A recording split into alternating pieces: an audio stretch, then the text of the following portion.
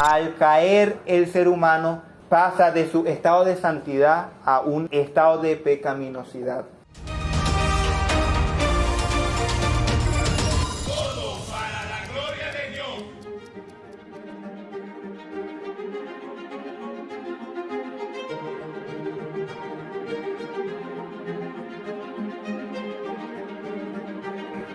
Ya sabiendo quién es Dios y los atributos de Dios y cómo es su ser, su Trinidad, ahora podemos pasar a lo que es el hombre. ¿Recuerdan las partes del Evangelio? ¿Quién es Dios? Luego viene quién es el hombre. Pero al ver quién es el hombre, hay doctrinas fundamentales que debemos creer, las cuales son la creación y el pecado. Podemos comenzar con la historia, la gran historia que narra la Biblia. Porque Dios no se quedó él solo en su Trinidad, sino que decidió crear un mundo. Steven Lawson dice: dime lo que piensas de los primeros capítulos de Génesis y yo te diré lo que piensas del resto de la Biblia. Los primeros 3 capítulos de Génesis son fundamentales, son el pilar de la fe cristiana. Sin esos primeros 3 capítulos no hay cristianismo, no hay Biblia, no hay nada. Y es que todo comienza con Dios creando el mundo, creando el universo y creando al ser humano. Dios, al comienzo, ya vimos que decretó todas las cosas. Él dijo, se va a hacer así y se hizo así. Sin embargo, hay una pregunta que surge, que es inevitable. ¿Por qué Dios permitió el mal?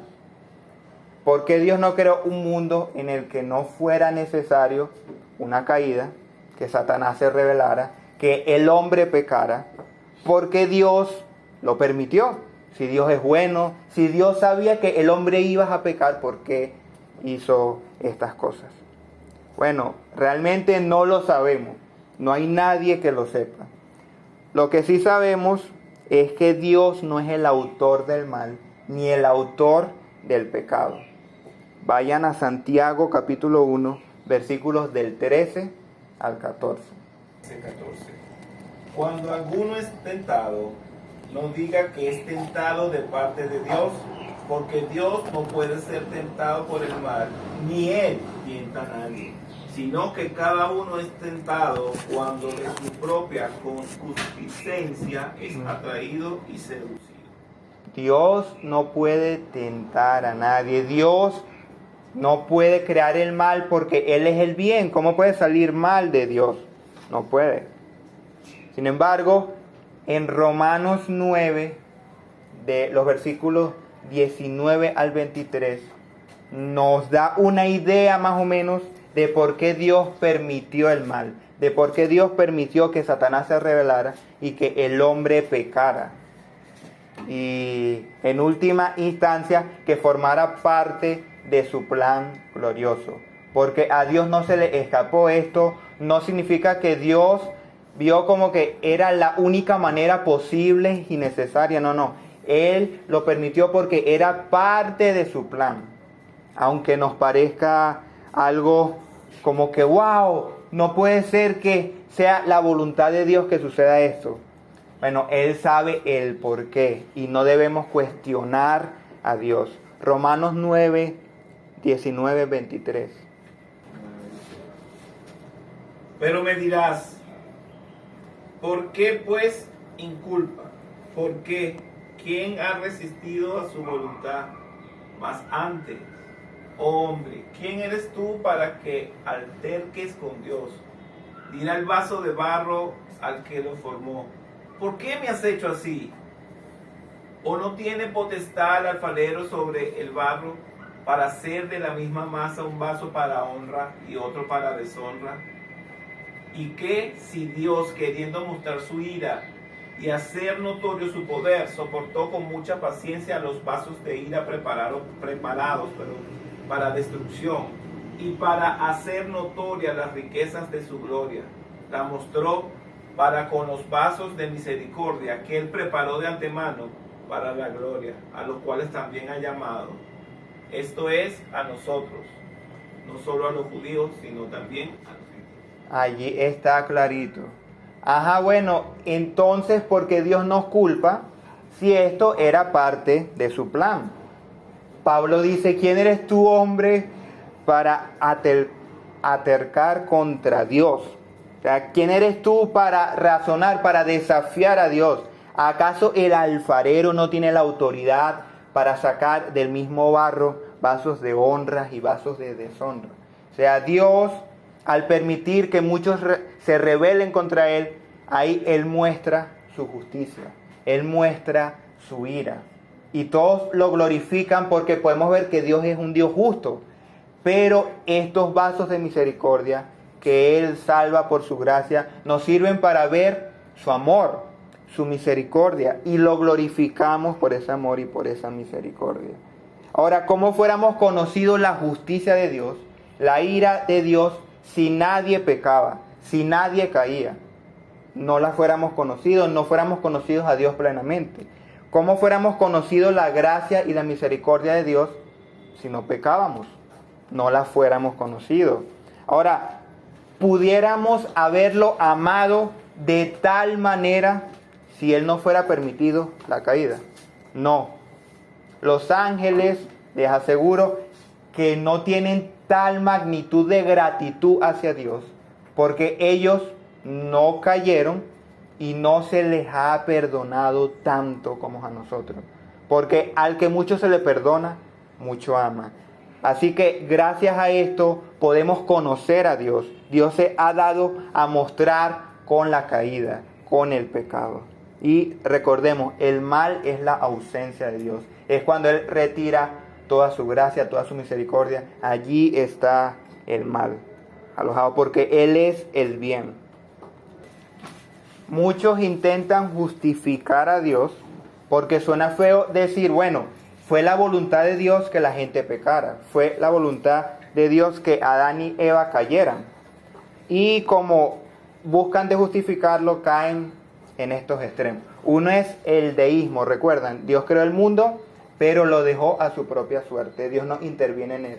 Por lo tanto, Adán y Eva cayeron porque Dios no tenía el control para nada de la situación. Dios no tiene el control. Dios sencillamente no puede meterse en el mundo y ya. Dios tiene que pedirle permiso al hombre para hacer su voluntad. Esto es una herejía tremenda. No podemos creer en esto. O en el molinismo. ¿Qué es esto? Este sacerdote católico dijo que Dios vio todos los mundos posibles, como un multiverso de Marvel, que Él vio en qué mundo iban a salvarse la mayoría de personas y escogió ese mundo posible. Como que si Dios estuviera limitado a la razón, a la lógica, no, mis hermanos. Dios decretó el mundo que Él quería que sucediera. Dios no es un brujo que vio todas las posibilidades o un genio matemático, no. Dios decretó lo que iba a suceder y sucedió, pero sabiendo que Él no es el autor del pecado ni del mal, sino que lo hizo para darnos a conocer su justicia, su gracia y su misericordia. Ahora, Dios creó, número uno, los ángeles. Es aquí cuando Satanás se rebela contra Dios y es expulsado del cielo. Número 2, creó el mundo, el universo, la tierra, todo lo que en ella hay. Número 3, creó las plantas. En cuarto lugar, creó los animales. Y por último, creó al ser humano. Y en esta clase nos vamos a detener en el ser humano. ¿Okay? Ahora, es bueno aclarar de que Dios no creó el mundo porque se sentía solo, porque necesitaba un propósito de existencia, como muchos dicen que el ser humano le dio propósito de existencia a Dios. Hermano, por favor, ¿qué es esto? Dios no estaba solo, Dios es una Trinidad. Él no necesitaba más nada que sí mismo, pero por su amor creó un mundo y nos creó a nosotros. Así que punto número 1, vamos a hablar sobre la creación. El Padre sabemos que es el autor y el creador de todo lo que existe. El Hijo se dice que es por medio de Él que se creó todo y todo fue hecho para Él. ¿Para quién fue creada todas las cosas? Para el Hijo, para Cristo. Y el Espíritu Santo se nos dice que es el que otorga poder, el que nos da vida, el que nos guía, el que nos sostiene. Así que ahí vemos a la Trinidad en el Génesis. Vamos a Génesis 1, del 1 al 3, que comienza la creación. Génesis 1, del 1 al 3. Dios en el principio creó los cielos y la tierra. La tierra estaba desolada y vacía. Las tinieblas cubrían la faz del abismo. Y el Espíritu de Dios se movía sobre la superficie de las aguas. Y dijo Dios, que haya luz, y hubo luz. Y vio Dios que la luz era buena y separó Dios la luz de las tinieblas. A la luz Dios la llamó día y a las tinieblas la llamó noche. Cayó la tarde y llegó la mañana. Ese fue el día primero. Lo primero que vemos ahí es que Dios crea el mundo de la nada. La palabra hebrea allí es ex nihilo, que significa que Dios creó el mundo de la nada. Sabemos que de la nada, nada sale. Por eso los científicos no saben cómo explicar que todo surgió de la nada. Pero los cristianos sabemos que fue cuando Dios creó todas las cosas con el poder de su palabra. Y lo creó en 6 días. Hay muchos debates que si fueron millones de años y todo eso, pero nosotros nos regimos al modelo bíblico que dice que en 6 días el Señor creó el mundo. Y al 7º día, ¿Dios qué hizo? Dios descansó de toda su obra creadora. Él cesó de crear. Y por eso Dios es menos Dios. Por eso Dios no puede crear. No, sí puede seguir haciéndolo, pero ya no quiso. Ya cesó la obra de creación. Ya Él creó todo lo que tenía que crear. Ahora, ¿por qué no podemos creer que Dios cesó de darnos nueva revelación?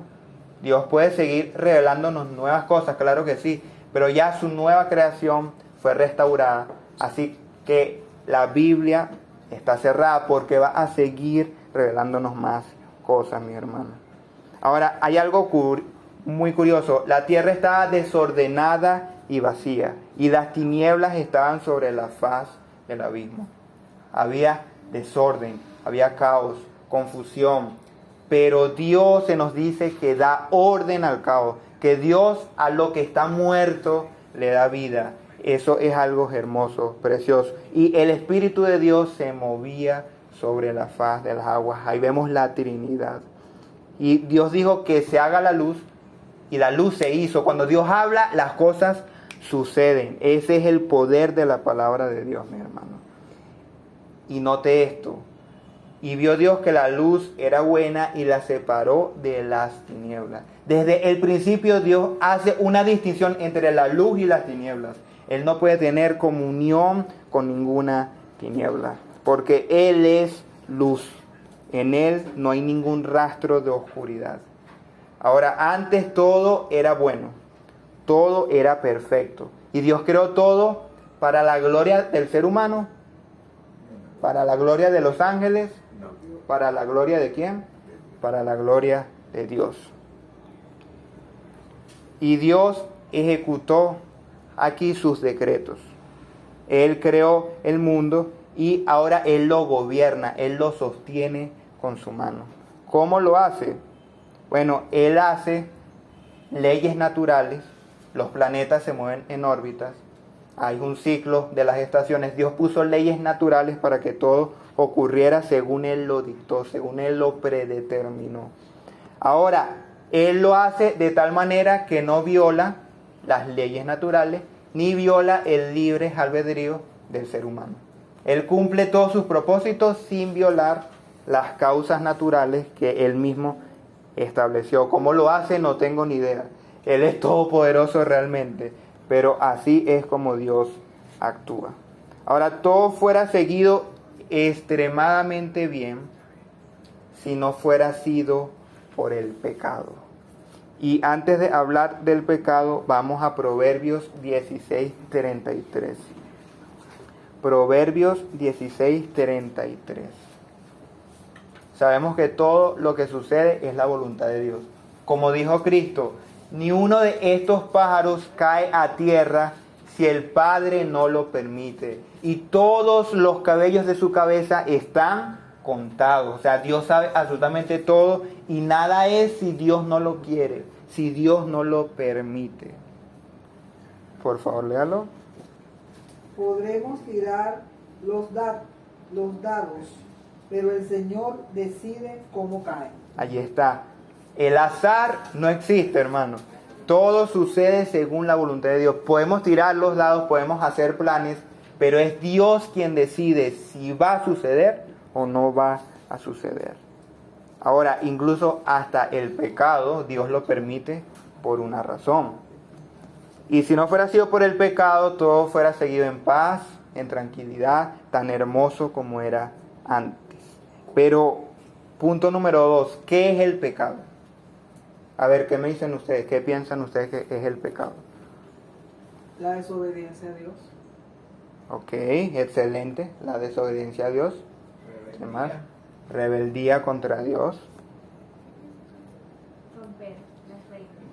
Romper las reglas de Dios. Exactamente.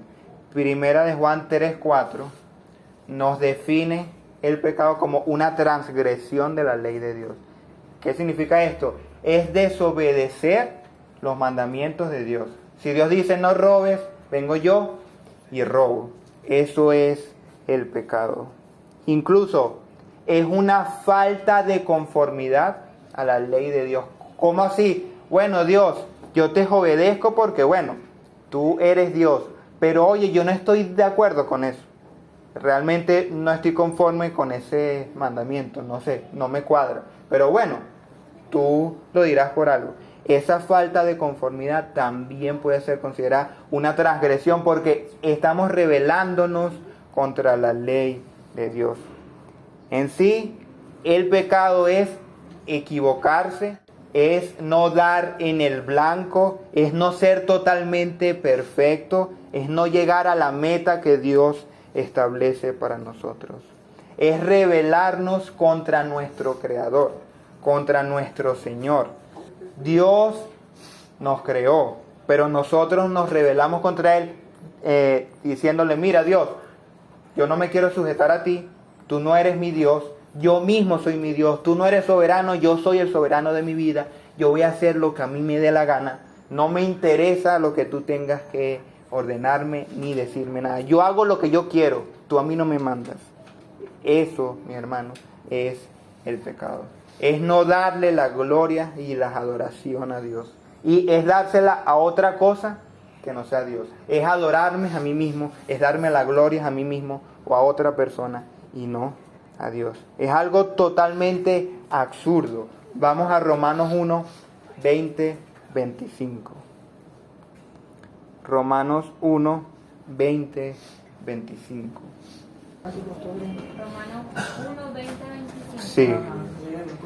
Porque lo invisible de Dios, es decir, su eterno poder y su naturaleza divina, se hacen claramente visibles de la creación del mundo y pueden comprenderse por medio de las cosas hechas, de modo que no tienen excusa. Pues a pesar de haber conocido a Dios, no lo glorificaron como a Dios, ni le dieron gracias, sino que se envanecieron en su razonamiento, y su necio corazón se llenó de oscuridad. Aunque afirmaban que eran sabios, se hicieron necios, y cambiaron la gloria del Dios inmortal por imágenes de hombres mortales, de aves y de cuadrúpedos y de reptiles. Por eso Dios los entregó a los malos deseos de su corazón y a la impureza, de modo que degradaron entre sí sus propios cuerpos. Cambiaron la verdad de Dios por la mentira, y honraron y dieron culto a las criaturas antes que al Creador, el cual es bendito por los siglos. Amén. Cambiaron la gloria de Dios para darle esa gloria a la creación, a las criaturas. Adoraban un pedazo de madera, un pedazo de roca, le daban forma y decían, este es nuestro Dios.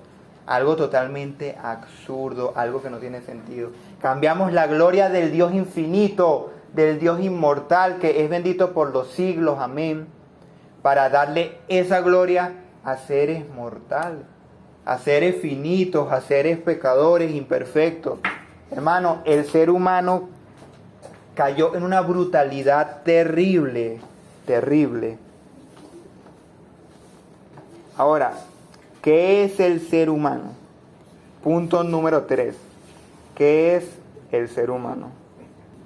El ser humano es la creación superior, por decirlo así, que Dios hizo al sexto día. El ser humano tiene algo sumamente especial que nos diferencia de los animales. Y lo dice Génesis 1:27. Y Dios creó al ser humano a su imagen. Lo creó a imagen de Dios. Hombre y mujer los creó. Ahí está. Dios creó el ser humano a su imagen, a su semejanza. ¿Y qué significará eso? Que somos mini dioses, que somos dioses encarnados. No. Significa que Dios puso en nosotros su conocimiento, su justicia y su santidad, mis hermanos. ¿Recuerdan los atributos comunicables de Dios? ¿Cuáles eran? Amor, justicia, sabiduría, santidad, ira, gracia. Todos esos atributos comunicables Dios los puso en nosotros. Y nos dio una mente racional para que pensáramos, para que pudiéramos ser conscientes. Un animal no es consciente de muchas cosas. El ser humano sí lo es. Y puso un alma en nosotros, puso espíritu. Nosotros tenemos una personalidad, somos una persona consciente. Ahora, ¿por qué Dios creó al hombre? ¿Cuál es tu propósito? ¿Cuál es el fin principal del ser humano? Dale gloria y honra a Él.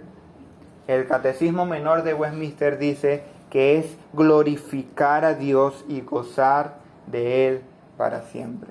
¡Wow! Hermoso. Isaías 43:7, por favor. Otro concepto que hoy en día no se entiende, que Dios los creó varón y hembra.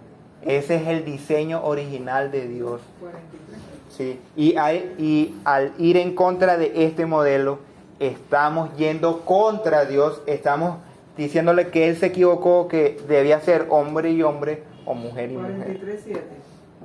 Isaías 43:7.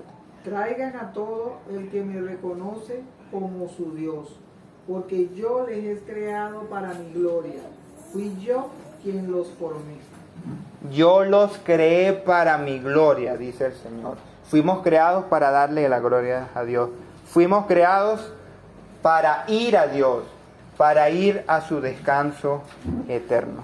Venimos del polvo, pero vamos a ir a la gloria de nuestro Señor. Amén. Ahora, el hombre fue creado totalmente perfecto y santo.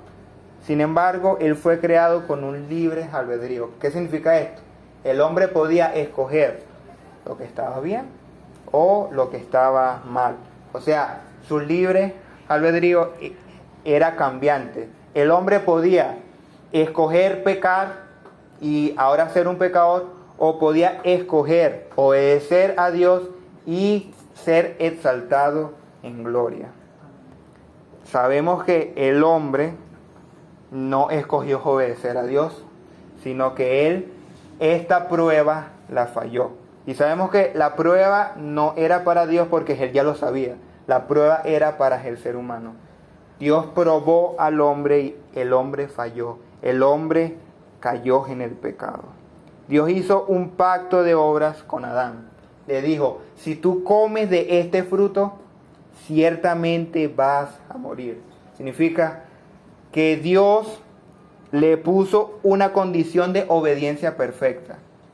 Pero si él la rompía, él tendría pena de muerte. Si el hombre comía del fruto, iba a morir. Eso lo podemos ver en Génesis 2:17.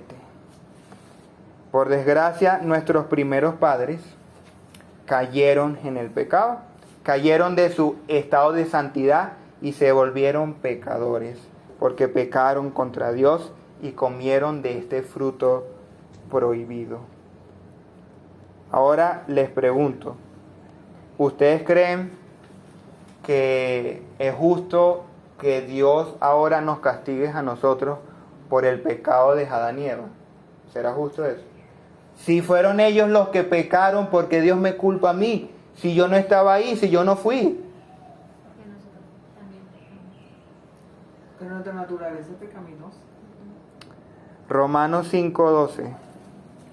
Romanos capítulo 5, versículo 12. 5:12. Por tanto, como el pecado entró en el mundo por un hombre y por el pecado la muerte, así la muerte pasó a todos los hombres, por cuanto todos pecaron.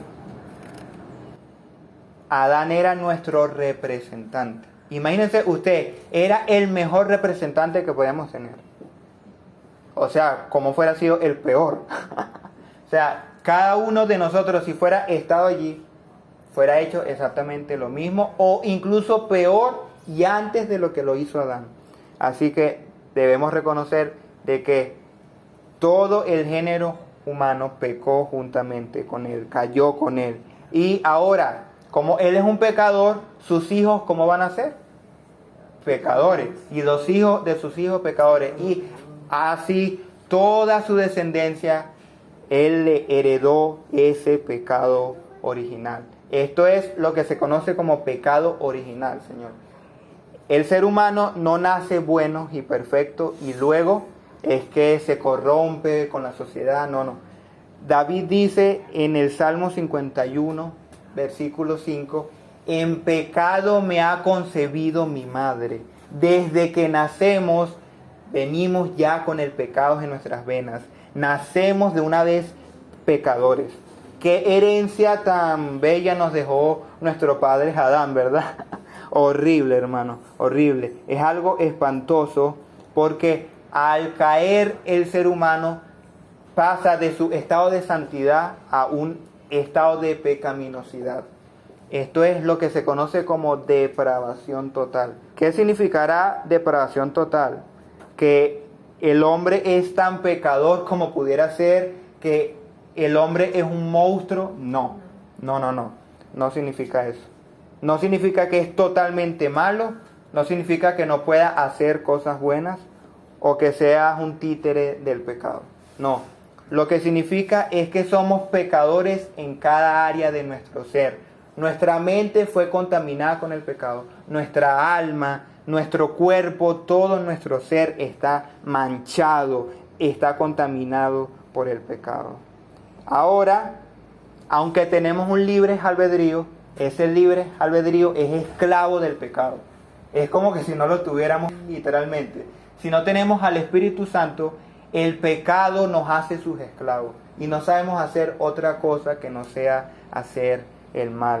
Todo lo bueno que hacemos, lo hacemos con malas intenciones. Lo hacemos para nuestra gloria y no para la gloria de Dios. Y la Biblia dice, Isaías 64, del 6 al 7, nos dicen que todas nuestras buenas obras, la mejor obra que tú puedas hacer, está contaminada, está sucia, está manchada por el pecado. Estamos todos infectados por el pecado y somos impuros. Cuando mostramos nuestros actos de justicia, no son más que trapos sucios. Como los ojos de otoño nos marchitamos y caemos, y nuestro pecado nos arrasa como el viento. Sin embargo, nadie invoca tu nombre ni te ruega misericordia. Por eso tú te apartaste de nosotros y nos entregaste a nuestros pecados. Ahí está claro, todos pecaron, todos hemos pecado. Nadie busca a Dios, nadie puede ir a Él, porque es esclavo del pecado, porque odia a Dios, detesta todo lo que tenga que ver con Dios. Y mis hermanos, aquí está la triste realidad. El ser humano, toda buena obra que hace, es como un trapo de inmundicia para Dios, porque está manchada, está contaminada. Y como ya vimos, Dios es santo, ¿verdad? Dios es puro, Dios es perfecto. Dios no puede tolerar el más mínimo pecado delante de su presencia. Por eso, punto número 4, las consecuencias de la caída. ¿Cuáles fueron las consecuencias de esta caída? Bueno, que el hombre fue expulsado del paraíso, porque Dios no puede tolerar el pecado. Dios es totalmente santo y Él emitió juicio contra el hombre. El hombre fue expulsado del Edén, expulsado del paraíso y de la comunión con Dios. Antes Adán caminaba con Dios, estaba en una relación íntima con Dios. Ahora hay una ruptura. El hombre y Dios están enemistados. Ahora son enemigos. Ya no hay una comunión directa con Dios. Y es muy triste, hermano. Perdimos el paraíso, señores. Perdimos el cielo.